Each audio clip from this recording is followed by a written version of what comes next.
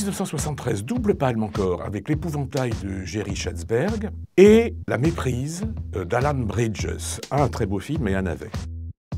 Et la présidente, c'est Ingrid Bergman.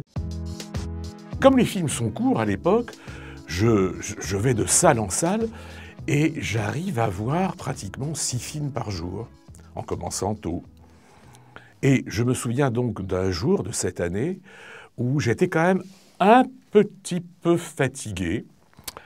Et je me dis, est-ce que je vais grignoter quelque chose et me réfugier dans mon hôtel pour dormir un petit peu?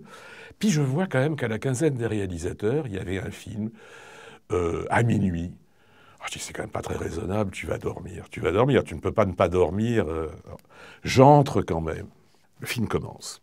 Et il y a un plan fixe, comme ça, de gens qui descendent très, très, très lentement au loin, d'un plan très large, où on voit une montagne et des gens qui la descendent, mais des petites silhouettes, comme ça, minuscules, qui la descendent, comme ça, avec une musique planante. Théoriquement, ça aurait dû m'endormir, parce que c'est le meilleur moyen, à minuit, après 6 films, c'est mon 7e, donc...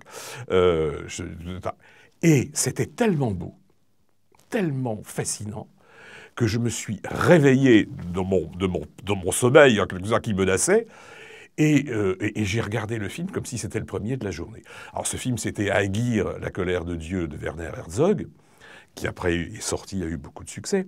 Mais ce que je veux dire par là, parce que de temps à autre, on nous dit à nous autres critiques, journalistes, mais comment faites-vous pour voir sa vie, vous n'êtes pas fatigué? Bien sûr qu'on est crevé, mais le talent réveille. C'est ça que je voudrais dire aujourd'hui. C'est les films moyens qui nous fatiguent.